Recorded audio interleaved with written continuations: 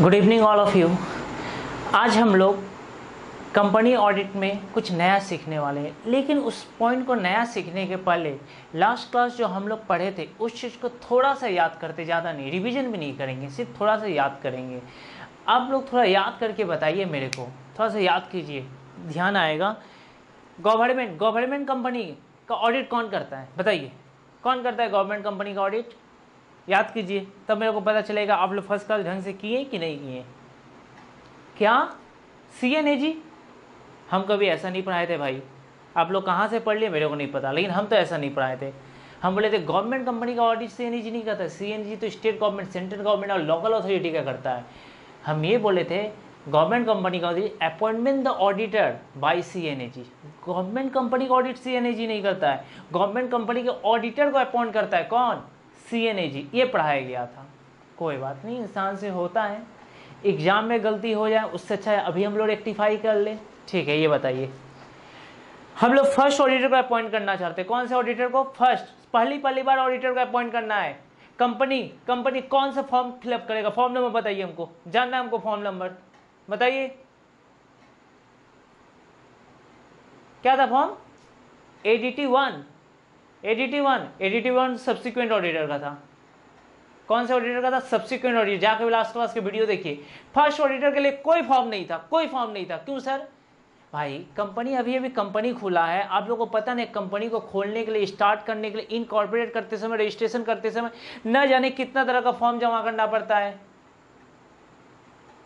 इतना form submit करके, legal compliance करके कंपनी को खोले हैं।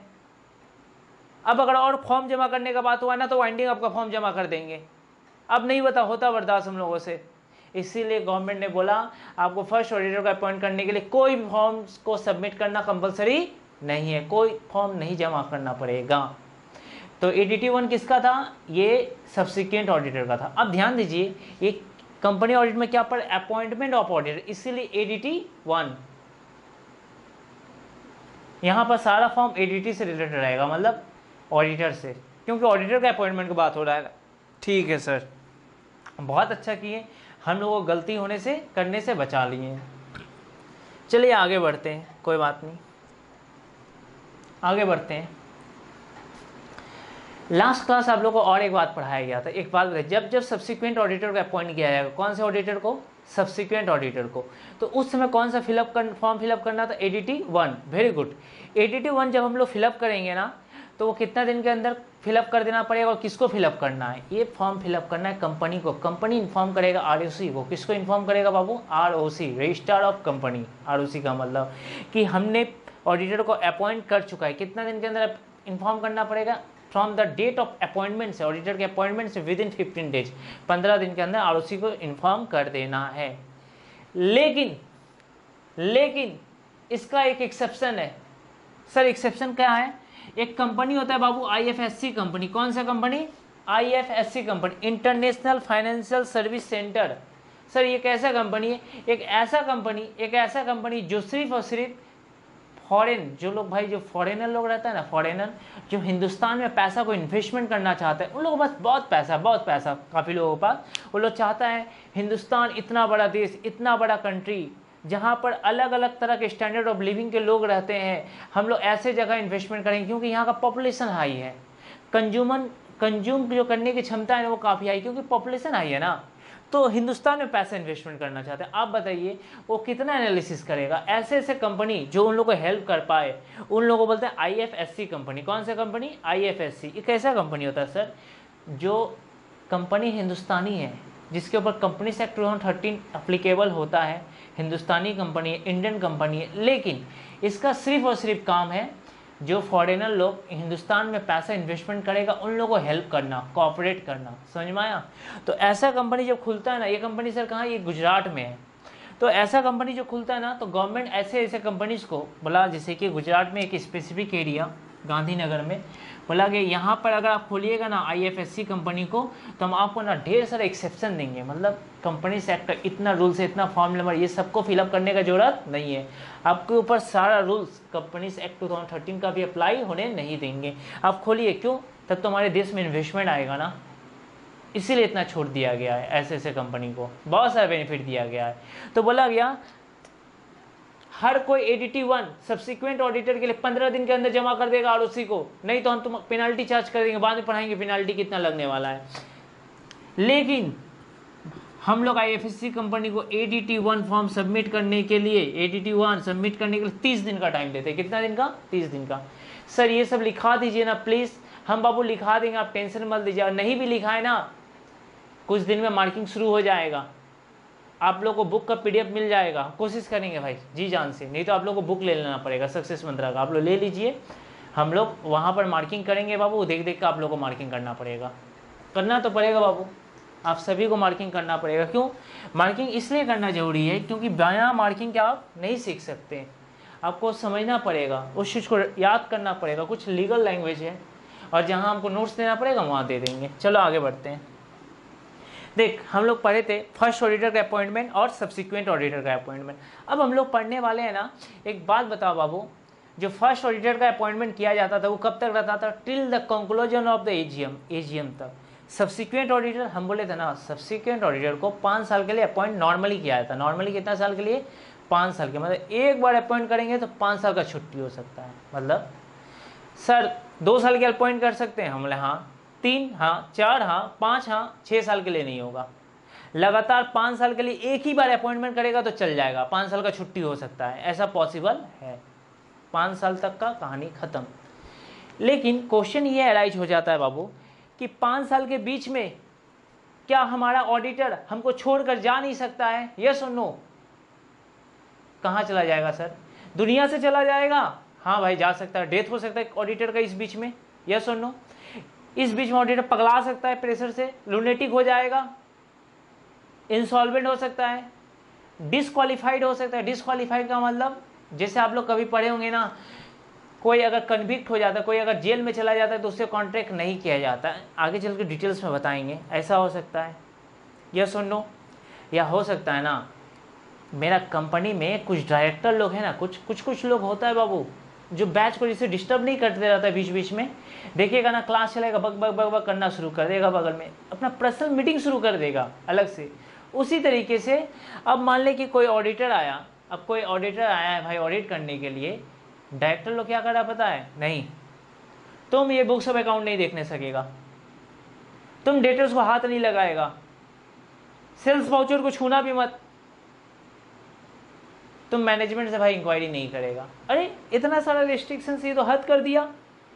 हम उससे कुछ पूछने जा रहे हैं, मान लें कुछ सलाह पूछने जा रहे हैं इंक्वायरी करने के लिए, मेरे हिसाब से स्टॉक इतना है, आपके हिसाब से इतना है, इंक्वायरी नहीं करने दे रहा है, रिस्ट्रिक्ट लगा रहा है, रोक टोक लगा रहा है। और मान लीजिए कि ऐसा बोलने लगा डायरेक्टर, नहीं आपसे तो ये एग्रीमेंट हुआ था, ये कॉन्ट्रैक्ट हुआ था, भाई साइन हो के बैठा हुआ है। मान लीजिए जब भी कंपनी में ऑडिट करने गया होगा ऑडिटर, तो एग्रीमेंट हुआ होगा ना, एग्रीमेंट हाँ किसके बीच में? ऑडिटर के बीच में और क्लाइंट के बीच में। उसका मैनेजमेंट से एग्रीमेंट तो हुआ था, बड़ा नहीं सर इसका मतलब ये था, आप गलत काम कर रहे हैं, ऐसे नहीं ऐसे करना है आपको।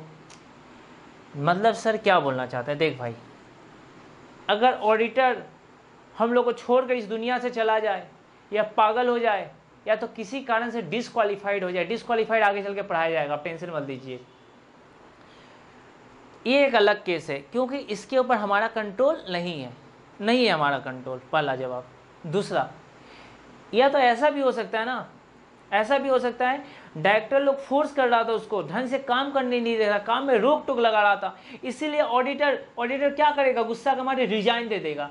ऑडिटर से चाहता है ऐसा काम कर, ऑडिटर को लालच दे रहा है, लालच कि ऑडिटर लालच में आकर जो काम नहीं करना चाहिए वहाँ पर साइन कर दे।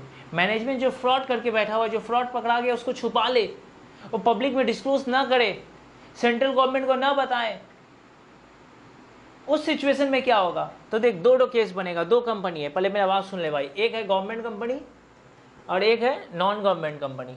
Non government means other than government company. एक केस आएगा रेजिग्नेशन वाला, एक केस क्या आएगा? Other than resignation. पहले आते हैं रेजिग्नेशन के अलावा। बोला अगर ऑडिटर अगर ऑडिटर रेजिग्नेशन वाला में आ जा, बोला गया अगर ऑडिटर रिजाइन किया है, रिजाइन करने का मतलब समझता है पक्का ऑडिटर के ऊपर दबाव डाला गया होगा। ऑडिटर अपना खुशी से कभी कोई रिजाइन देता है क्या? नहीं, ऑडिटर के ऊपर दबाव डाला गया होगा। ये हो सकता है कि दबाव कौन डाला होगा? मैनेजमेंट का टीम। उस सिचुएशन में जब ऑडिटर रिजाइन करेगा, बोला गया जब ऑडिटर रिजाइन करेगा तो ऑडिटर को कौन अपॉइंट करेगा? बोला कोई बात नहीं है, अपॉइंट करने दो। अपॉइंट करेगा बोर्ड ऑफ डायरेक्टर। कितना दिन के अंदर? 30 दिन के अंदर। लेकिन जो कंपनी है ना, कंपनी का मेंबर हो चाहे शेयर होल्डर्स हो, जो भी है, एक मीटिंग बुलाना पड़ेगा। कितना महीना के अंदर? 3 महीना के अंदर एक मीटिंग कंडक्ट करना पड़ेगा, जिसको बोलते हैं EGM, mean extra ordinary general meeting. क्योंकि AGM का हम लोग वेट नहीं करेंगे। AGM means annual general meeting का वेट नहीं कर सकते साल भर तक। हम लोग EGM बुलाएंगे। EGM बुलाना पड़ेगा। EGM में फैसला किया जाएगा आखिर ऑडिटर रिजाइन क्यों किया। ऑडिटर को बुलाकर उसका बात सुना जाएगा। ऑडिटर के बात को सुनेंगे हम लोग, समझेंगे कि ऑडिटर क्या कारण है कि आप हमारे ऑर्गेनाइजेशन से रिजाइन दे दिए। तब तो डिस्क्लोज करेगा, मैनेजमेंट का पर्दाफाश करेगा। बोला गया बोर्ड ऑफ डायरेक्टर तुम अपॉइंट कर लेना है ऑडिटर, रीअपॉइंट कर नए ऑडिटर को। लेकिन जो ऑडिटर को तुम रीअपॉइंट किया है वो रहेगा कि नहीं रहेगा ये तुम डिसाइड नहीं करेगा। उसी को अपॉइंट करें कि किसी और को, कि उसको हटा दें। 3 महीना के अंदर किससे अप्रूवल लेना पड़ेगा? किससे? शेयर होल्डर से या मेंबर से, कि पुराना वाला ही ठीक था कि नया वाला ठीक है। अब पुराना वाला हटा क्यों? जवाब दो, जवाब चाहिए। ठीक है सर। लेकिन जहां रेजिग्नेशन का बात नहीं रहा बाबू, जहां रेजिग्नेशन का बात नहीं है, कौन सा केस है सर? अदर देन रेजिग्नेशन का केस है। मतलब रेजिग्नेशन के अलावा कोई दूसरा इश्यूज आता है, डेथ हो गया, इंसैनिटी हो गया, लुनेटिक हो गया, या डिस्क्वालीफाइड हो गया, किसी कारण से ऑडिट नहीं कर सकता है। उस सिचुएशन में ना बोला गया कि 30 दिन के अंदर डायरेक्टर अपॉइंट कर लेगा, मतलब फिल कर देगा, कोई दिक्कत नहीं है, डायरेक्टर अप्रूव कर देगा, चलेगा। मतलब इसमें शेयर होल्डर का अप्रूवल का जरूरत नहीं है। क्यों? क्योंकि भाई देख, डेथ का केस है या ऑडिटर पागल हो गया, ये तो जानबूझ को रिजाइन दे के नहीं ना गया भाई। ये इसमें तो मैनेजमेंट का कोई गलती नहीं हो सकता है, इसमें मैनेजमेंट का कोई गलती नहीं हो सकता है। तो बोला गया ठीक है सर, कोई बात नहीं है, यहाँ पर 30 दिन के अंदर फिलअप कर दीजिए। अब हो सकता है डायरेक्टर मरवा दिया हो तो ऑडिटर को, तो भाई एक काम कर, उसके लिए थाना पे तो डायरी दे, वो कोर्ट में केस चलेगा, वहाँ देखा जाएगा, वहाँ प्रूव कर। लेकिन अभी उतना माथापच्ची नहीं करना है। अभी बोला गया सर अगर ऑर्डर रेजिग्नेशन है, मतलब रिजाइन नहीं किया, तो 30 दिन के अंदर डायरेक्टर फिलअप कर देगा, कोई दिक्कत नहीं है। लेकिन अगर रेजिग्नेशन के केस है 30 दिन के अंदर फिलअप तो होगा, लेकिन फिलअप के साथ साथ 3 महीना के अंदर अप्रूवल भी चाहिए, approve by the share holder. ठीक है सर। और ये कब तक रहेगा सर ये ऑडिटर? इस ऑडिटर को 5 साल के लिए रखने सकेंगे? नहीं, ये ऑडिटर जब तक AGM नहीं आ जाता ना, जब तक AGM नहीं आ जाता तब तक रहेगा। जब AGM होगा मीन्स एनुअल जनरल मीटिंग, फिर वहाँ पर डिसाइड होगा। जो नया ऑडिटर को लाया गया उसी को रखें कि दूसरा ऑडिटर को चेंज कर दें, ये सब AGM में फाइनल होगा। लेकिन ये ऑडिटर 5 साल के लिए रिअपॉइंट नहीं हो सकता, ये ऑडिटर बस इसी साल के AGM तक रहेगा। बहुत अच्छा। लेकिन बोला ना अगर गवर्नमेंट कंपनी का सिचुएशन है, कौन सा कंपनी बाबू? गवर्नमेंट कंपनी, चाहे रेजिग्नेशन हो चाहे ऑर्डर द रेजिग्नेशन हो, उससे हमको कोई मतलब नहीं है। क्यों? इसलिए मतलब नहीं है क्योंकि वहाँ पर कौन अपॉइंट करता है भाई? CNAG खुद एक इंडिपेंडेंट संस्था है। तो बोला यहाँ पर आपको माथा लगाने का जरूरत नहीं, वो खुद समझ लेगा रिजाइन हुआ कि रिजाइन कराया गया कि क्या कारण है। आपको उतना इस कंडीशन में नहीं फंसना है, क्योंकि यहाँ पर बोर्ड ऑफ डायरेक्टर नहीं अपॉइंट कर रहा है भाई कि अपना आदमी को अपॉइंट कर ले। यहाँ पर तो अपॉइंट करने का पावर किसको है? CNAG। और CNAG फेल होता नहीं है भाई अपॉइंट करने में, वो अपॉइंट करके रहता है। फिर भी फेल हो गया तब वो पावर बोर्ड ऑफ डायरेक्टर को दे दिया। अब फिर से याद कीजिए, आप लोगों को बोले थे इस चैप्टर में जहाँ जहाँ बोर्ड ऑफ डायरेक्टर रहेगा वहाँ 30 डेज रहेगा, देख लीजिए कहीं भी, है ना? कोई बात नहीं है। मतलब सर एक अपॉइंटमेंट फर्स्ट ऑडिटर था, एक था सब्सिक्वेंट ऑडिटर, एक कैजुअल वैकेंसी भी तो होता है। हाँ होता है, देख ले। जब मेरा ऑडिटर मेरे को छोड़कर चला जाता है तो उसको फिलअप कैसे करते हैं?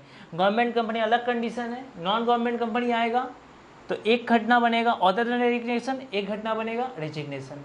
आशा करते हैं आपको समझ में आ गया होगा।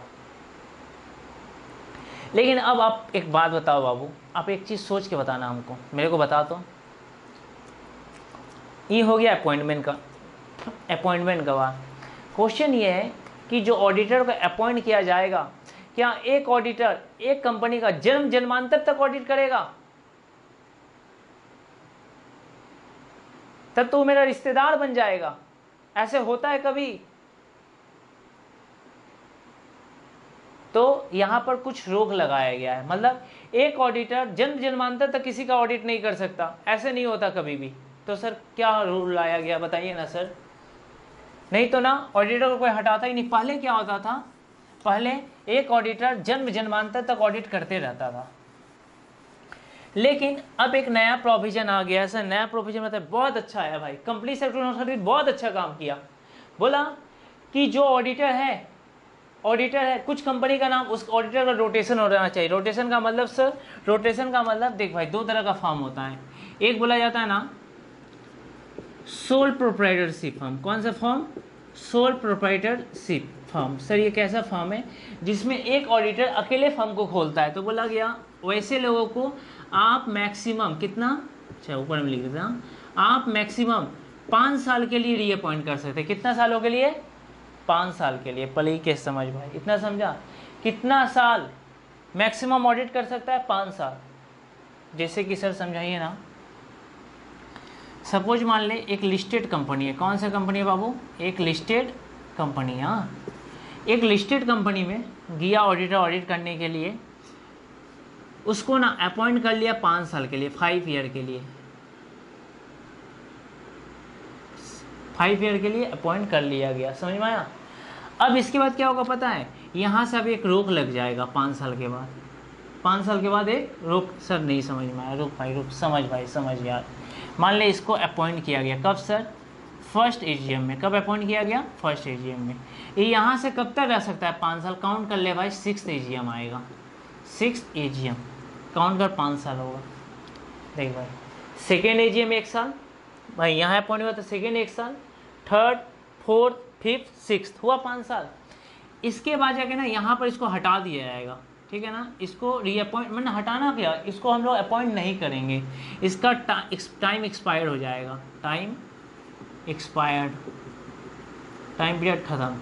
सर इसके बाद क्या होगा? यहाँ पर ना कूलिंग पीरियड लगेगा।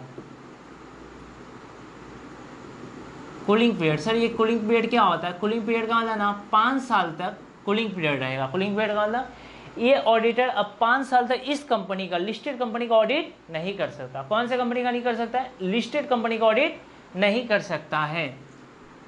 बहुत अच्छा सर। फिर इसके बाद अपॉइंट कर ले, ये मैक्सिमम कितना कर पाएगा भाई? 5 साल। फिर क्या हो जाए? फिर कूलिंग पीरियड 5 साल का। कोई डाउट? आशा करते हैं आपको बहुत अच्छा समझ में आ गया होगा। लेकिन फिर भी अभी भी कुछ स्टूडेंट मेरे से क्वेश्चन पूछ रहा है, उसके मन में डाउट आ गया। सर क्या डाउट है बताइए? देख उसके मन में अब क्या डाउट है, डाउट को समझना बाबू। और डाउट बहुत अच्छा पूछा मेरे से, बोला सर एक काम करते हैं, 5 साल तक मैक्सिमम अपॉइंट कर पाएंगे ना, यहाँ से ना सर उसको सिर्फ और सिर्फ 3 साल के लिए अपॉइंट करते हैं। कितना के लिए? 3 साल के लिए। तब तो कूलिंग पीरियड नहीं आएगा। एक काम करेंगे ना, यहाँ से 3 साल के लिए अपॉइंट कर लिए, उसके बाद जाकर उसको यहाँ पर निकाल देंगे, मतलब हटा, 3 साल के लिए अपॉइंट कर लिए, 1 साल के लिए हटा देंगे, फिर उसको रिअपॉइंट कर लेंगे 3 साल के लिए या 4 साल के लिए, फिर उसको हटा देंगे, 5 साल होने ही नहीं देंगे। तो सुन ले भाई सुन ले, आज एक बात मेरा सुन लो नीट एंड क्लीन। बोला गया 1 टर्म। सर 1 टर्म का मतलब क्या होता है? बोला ना एक टर्म होता है मैक्सिमम 5 साल। कितना होता है? Maximum 5 years. एक टर्म में मैक्सिमम कितना आएगा? 5 साल। बोला गया तुम ऑडिटर को 2 साल के लिए रख, चाहे 1 साल के लिए रख, चाहे 4 साल के लिए रख, चाहे 5 साल के लिए रख, चाहे 3 साल के लिए, जितना भी रखेगा हम एक टर्म काउंट करेंगे। कितना टर्म काउंट करेगा? एक टर्म। मतलब सपोज कोई 3 साल के लिए अपॉइंट किया ना, कितना साल के लिए? 3 साल के लिए, तो यहाँ से फिर कूलिंग पीरियड लागू हो जाएगा। कूलिंग पीरियड कितना साल के लिए? 5 साल के लिए। अब तुम यहाँ से फिर अपॉइंट कर सकते हो। सर सपोज मान लिया सर हम यहाँ पर ना सिर्फ 2 साल के लिए अपॉइंट किए, ले भाई फिर कूलिंग पीरियड 5 ईयर। सर अब 5 साल के लिए, हाँ ठीक है, मतलब बोलना ये चाहते हैं बाबू, तो 5 साल तक मैक्सिमम रख सकता है, तो वहाँ से कूलिंग पीरियड 5 साल चलेगा। कूलिंग पीरियड ये फिक्स्ड है भाई, कूलिंग पीरियड का मतलब ना, ऑडिटर को जब टाइम यहाँ पर मान ले 2 साल के लिए अपॉइंट किए, 3 साल के लिए, मैक्सिमम कितना साल के लिए कर सकते हैं, 5 साल के लिए। तो उसके बाद कूलिंग पीरियड का मतलब मैक्सिमम, मतलब कूलिंग पीरियड के लिए मैक्सिमम नहीं, सॉरी ये सब मैक्सिमम था, कूलिंग पीरियड 5 साल रहेगा, मतलब 5 साल तक वो ऑडिट, इस कंपनी का ऑडिट नहीं कर सकता। ये ऑडिटर सपोज मान लें मिस्टर एक्स 3 साल तक इस कंपनी का ऑडिट किया, 3 साल तक मैंने इसको अपॉइंट किया गया था, कितना सालों के लिए, 3 सालों के लिए अपॉइंट किया गया। अब 3 साल जब इसका टाइम खत्म हो जाएगा, कितना साल तक ऑडिट नहीं कर सकता, लगातार 5 साल तक लगातार ऑडिट नहीं कर सकता।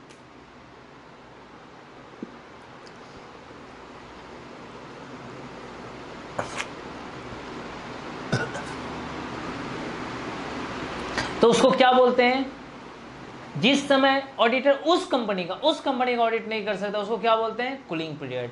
क्या बोला जाएगा बाबू, कूलिंग पीरियड। ठीक, फिर सर उसको क्या करेंगे ना, 2 साल के लिए रीअपॉइंट करेंगे, कर ले भाई रीअपॉइंट। तो सर ये भी 1 टर्म काउंट होगा, बोले हाँ 1 टर्म काउंट होगा। फिर वो 5 साल के लिए लगातार क्या नहीं कर पाएगा, उस कंपनी का ऑडिट नहीं कर पाएगा जिसका कर चुका है। समझ में आया। अब तुम चालू बुद्धि दिखाने की कोशिश करेगा कि 5 साल के लिए नहीं उसको अपॉइंट करते हैं, कम साल के लिए कर रहे हैं, 2 साल 1 साल। तो बोला हम लोग तो 1 टर्म काउंट करेंगे, कंपनी लॉ बोल दिया। और 1 टर्म काउंट करने का मतलब होता है कि उसके बाद 5 साल तक वो आपके कंपनी का ऑडिट नहीं कर सकता कूलिंग पीरियड का। सर और थोड़ा क्लियर कीजिएगा। सपोज मान लीजिए ये रिलायंस का ऑडिटर है, हाँ रिलायंस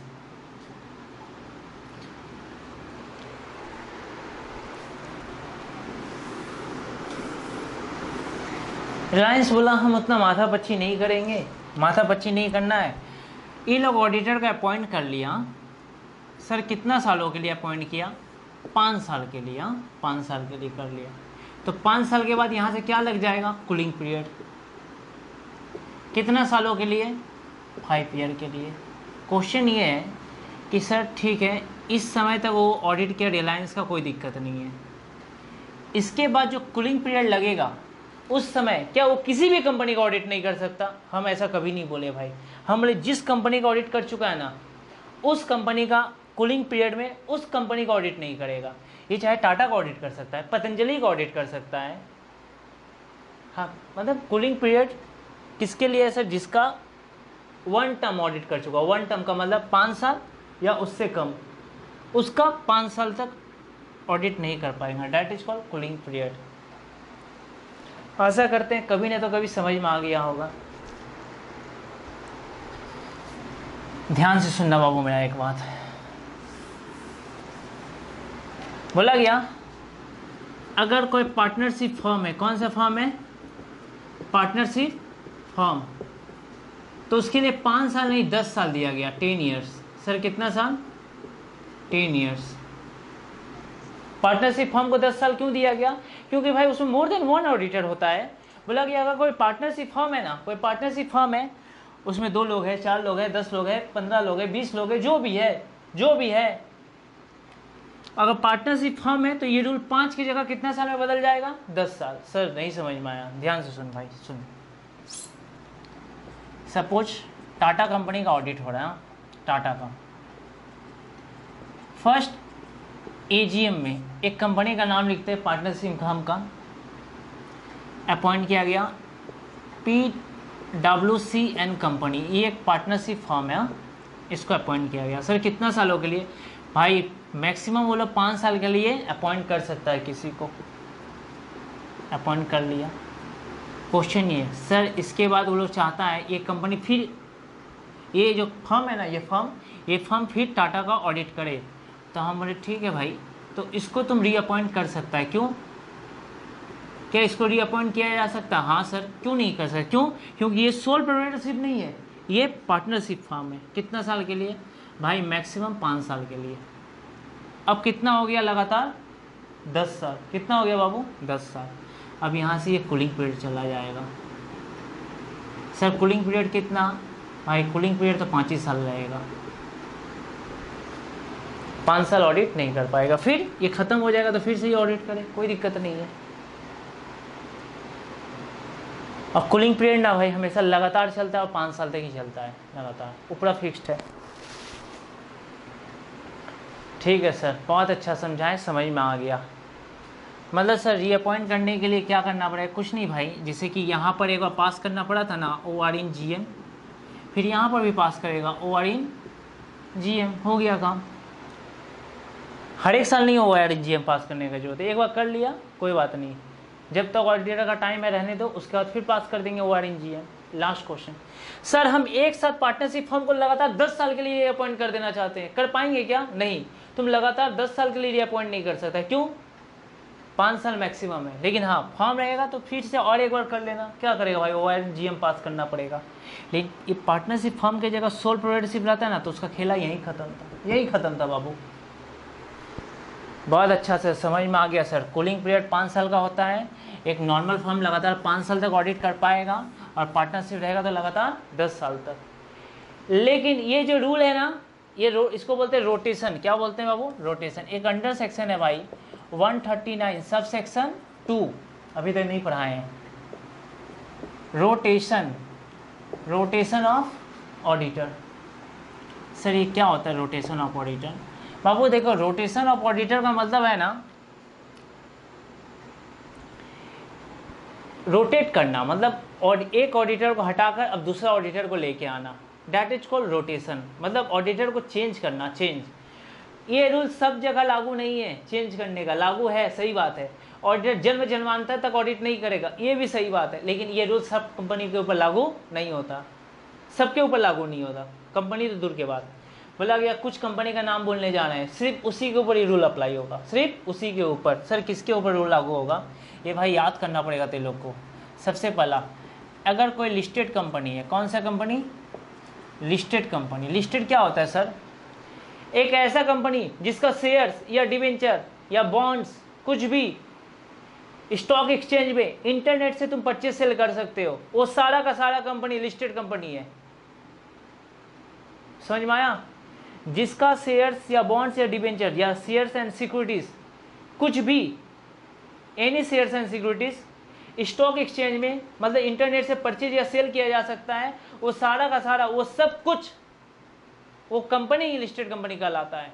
वो कंपनी सर, लिस्टेड कंपनी हमेशा पब्लिक कंपनी होगा कि प्राइवेट भी हो सकता है? प्राइवेट भी हो सकता है, गूगल में आकर चेक कर लो।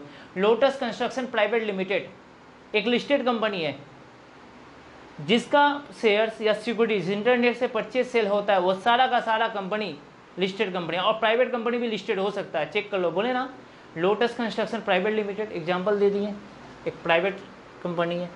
ठीक है सर, मतलब यहाँ पर ये जो था सर 5 साल सोल प्रोप्राइटरशिप का और पार्टनरशिप का 10 साल, वही वाला रूल लागू हो? बोले हाँ, इसके ऊपर ये रूल लागू होता है। दूसरा बोला गया अनलिस्टेड पब्लिक कंपनी। कौन सा कंपनी? Unlisted public company.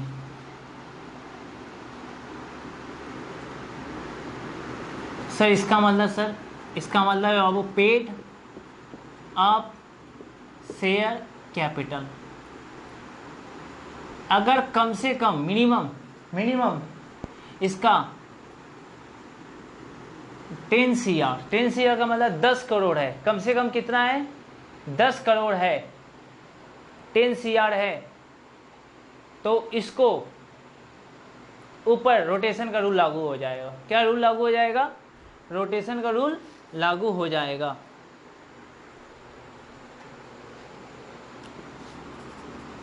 और सर अनलिस्टेड प्राइवेट कंपनी, मतलब लिस्टेड नहीं भाई, सब अनलिस्टेड का बात हो रहा। अनलिस्टेड प्राइवेट कंपनी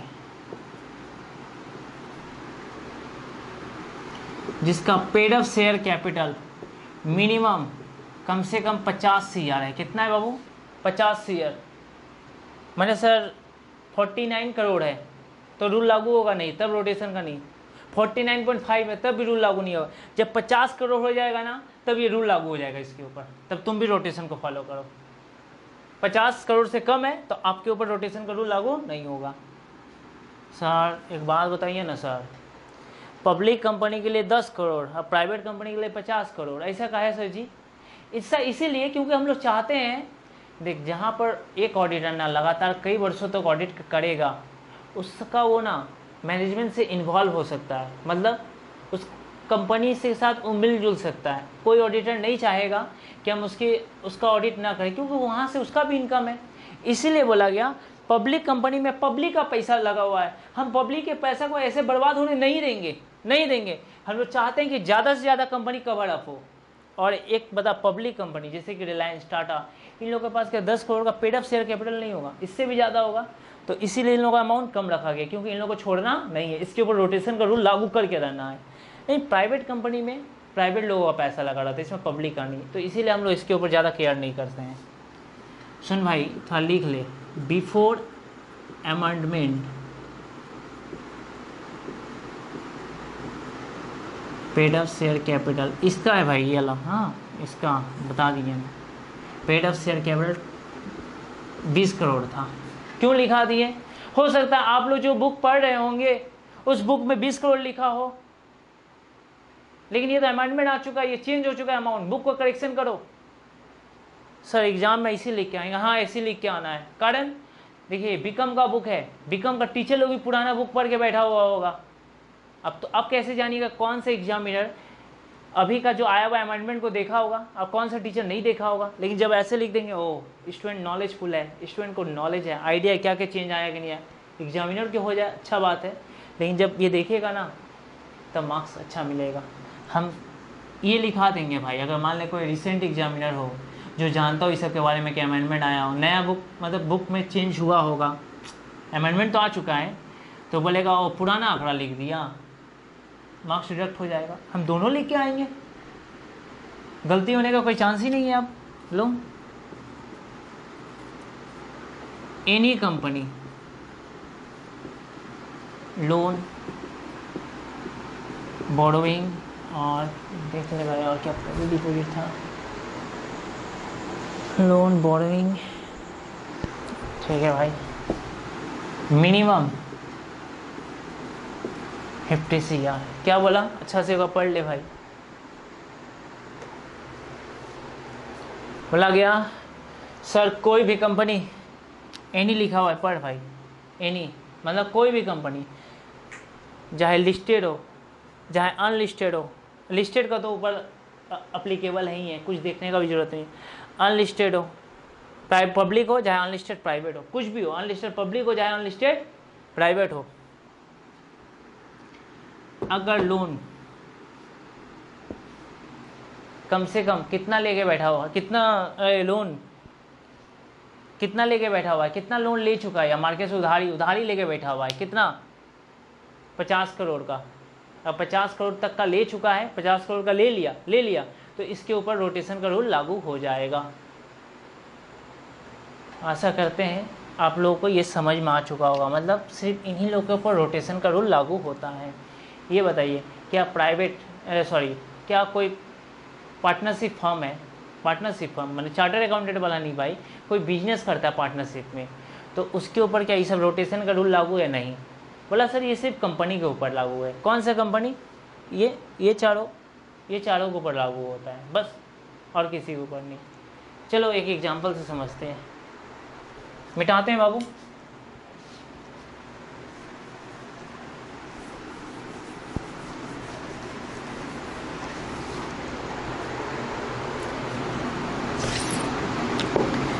मान ले एक कंपनी है, समझ में आया?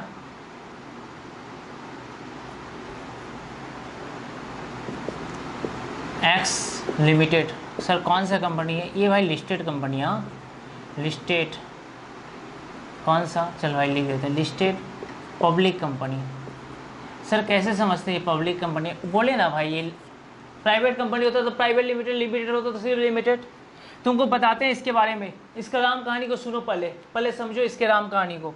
एक्स जो लिमिटेड है ना, एक्स लिमिटेड, इसका जो पेड अप शेयर है, paid up share capital, sir कितना है sir paid up share capital? इसका भाई पेड अप शेयर कैपिटल जो है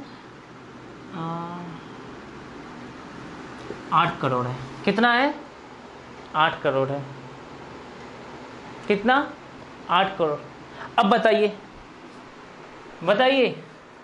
क्या इसके ऊपर ये रोटेशन ऑडिटर को चेंज करने का रूल लागू होगा कि नहीं होगा? पेड अप शेयर कैपिटल कितना है? 8 करोड़। कमेंट बॉक्स में मेंशन कीजिए, लिखिए कमेंट बॉक्स में, क्या इसके ऊपर ये कंपलसरी है क्या ऑप्शनल है? हम देख रहे हैं कमेंट बॉक्स में, आप लोग रिप्लाई दीजिए, बताएंगे कौन सही बोल रहा है कौन गलत बोल रहा है, जल्दी। वेरी गुड, बहुत सारे स्टूडेंट सही जवाब दिया इस पर, बहुत सारे स्टूडेंट बोला सर ये लिस्टेड कंपनी है। कौन सा कंपनी है? लिस्टेड। और लिस्टेड कंपनी के लिए रोटेशन का रूल क्या होता है? कंपलसरी।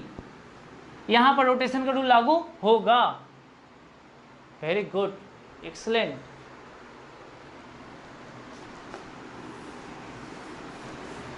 चलो आगे बढ़ते हैं।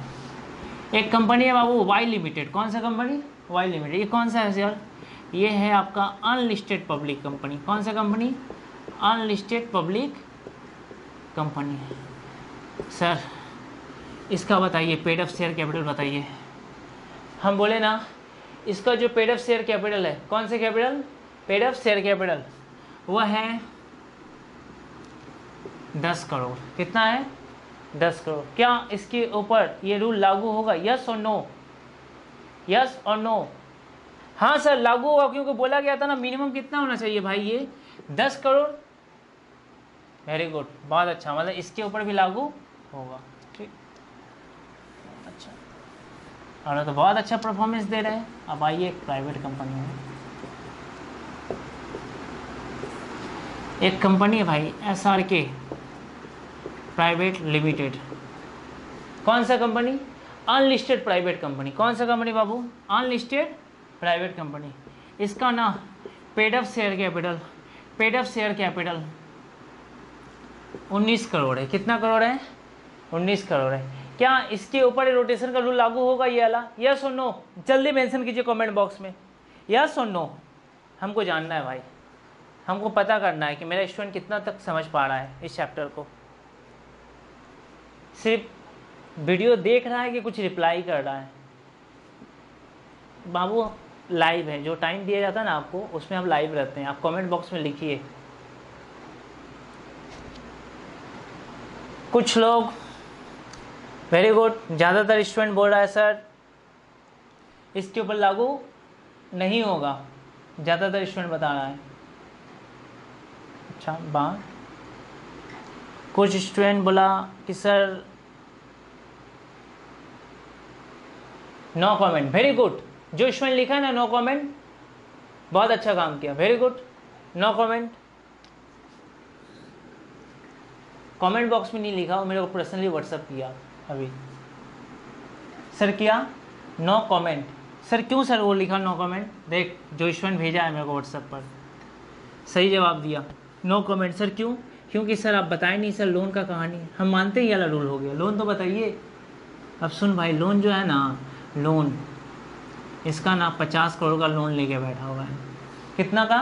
50 करोड़ का लोन लेके बैठा हुआ है। अब बता तो जब तक तू ये दोनों कंडीशन देखा नहीं, कैसे बोल दिया भाई लागू होगा कि नहीं होगा? नहीं कैसे बता दिया तू बता। अब बोल हाँ सर लागू होगा, क्योंकि बोला गया था कोई भी कंपनी अगर कम से कम 50 करोड़ का लोन लेके बैठा हो तो उसके ऊपर रोटेशन का रूल अप्लीकेबल होता है अंडर सेक्शन 139 सब सेक्शन 2। ठीक है सर, बहुत अच्छा।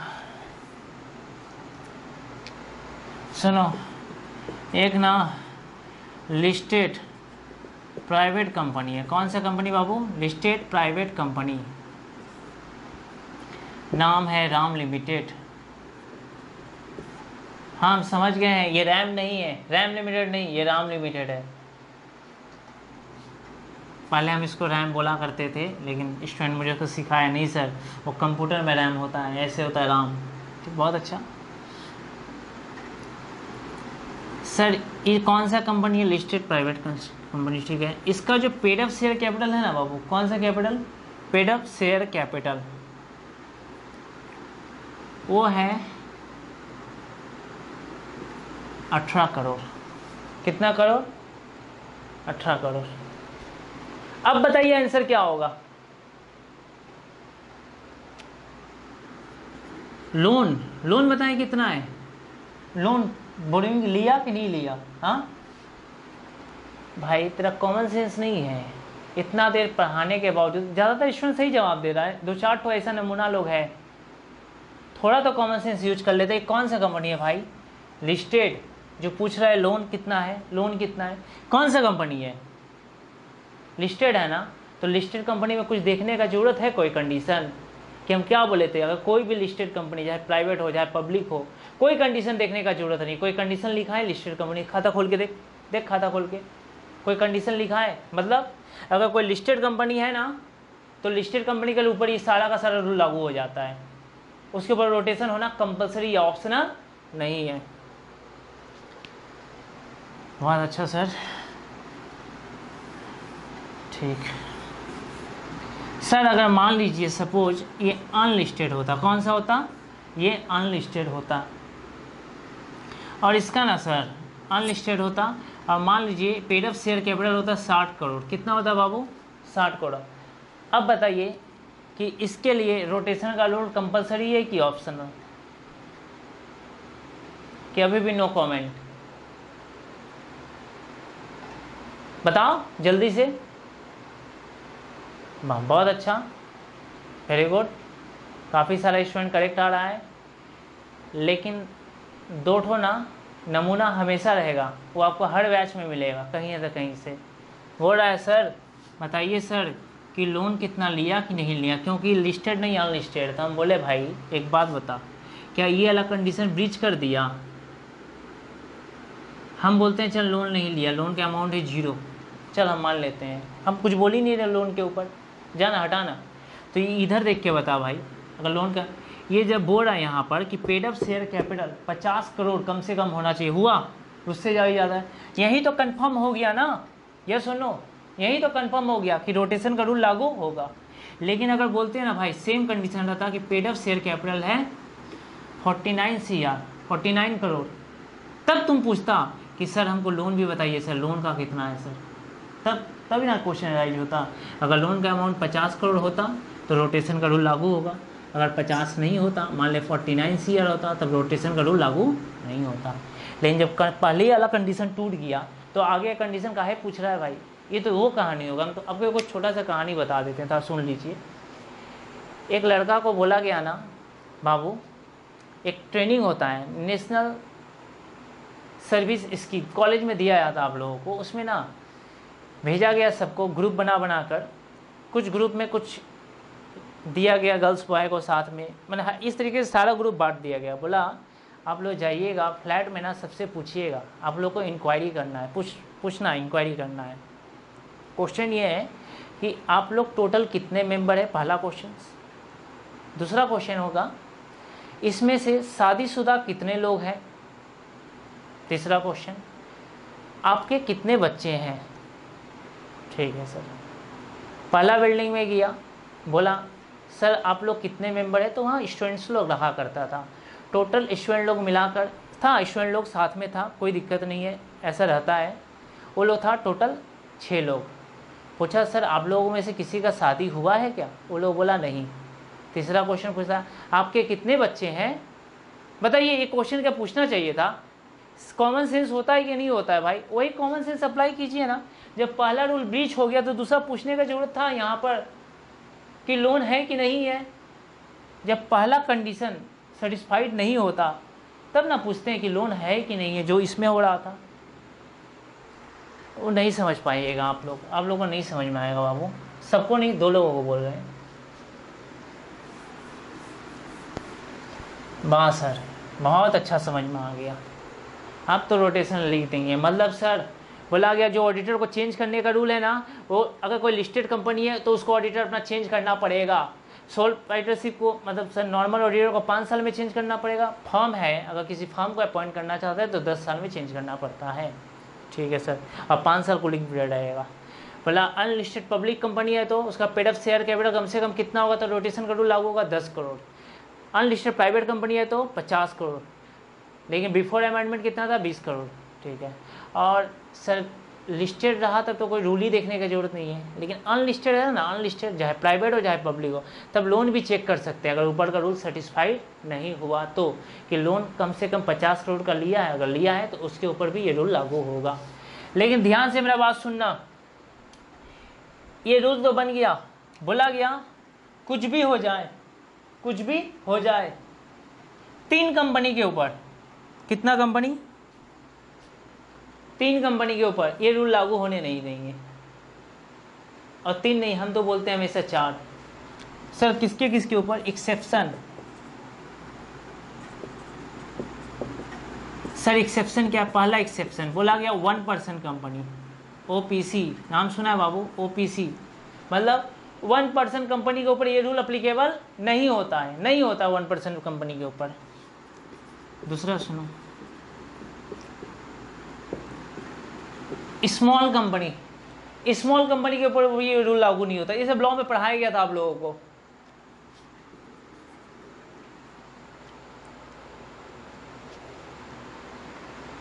तीसरा, आइए तीसरा में आईएफएससी कंपनी, इसके ऊपर भी रोटेशन का रूल लागू नहीं होता है।